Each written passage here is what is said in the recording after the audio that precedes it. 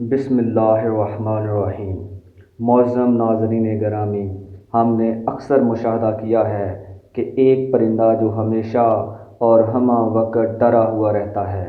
مگر یہ ہمیشہ ڈرا ہوا ہی کیوں رہتا ہے اور آخرکار اس کی وجہ کیا ہے؟ تو دوستو، اس ویڈیو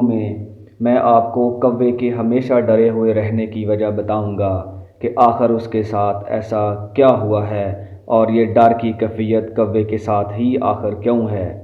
کوے کی ہمیشہ ڈرے رہنے کی حقیقت براہ راست طوفان نوح اور حضرت نوح علیہ السلام سے وابستہ ہے۔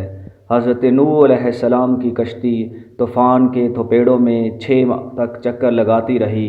یہاں تک کہ خانہ کعبہ کے پاس سے گزری اور کعبہ شریف کے ساتھ چکر لگا کے طواف کیا، اور پھر اللہ کے حکم سے یہ کشتی جودی پہاڑ پر ٹھہر گئی جو عراق کے ایک شہر میں واقع ہے۔ دوستو، حضرت نوح علیہ السلام نے روئے زمین کی خبر لانے کے لیے کسی کو بھیجنے کا ارادہ فرمایا تو سب سے پہلے مرغی نے اپنا ارادہ پیش کیا کہ میں روئے زمین کی خبر لاؤں گی۔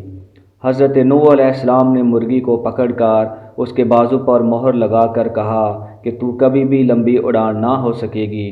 اور میری امت اس سے فائدہ اٹھائے گی۔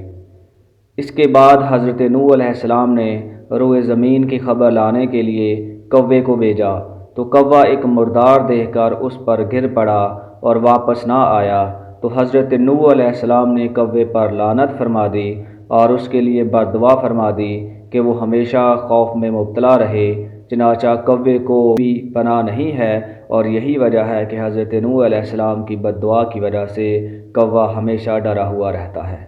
دوستو، اگر آپ کو یہ ویڈیو اچھی لگی ہے تو ہمارے چینل کو سبسکرائب کریں اور ویڈیو کو لائک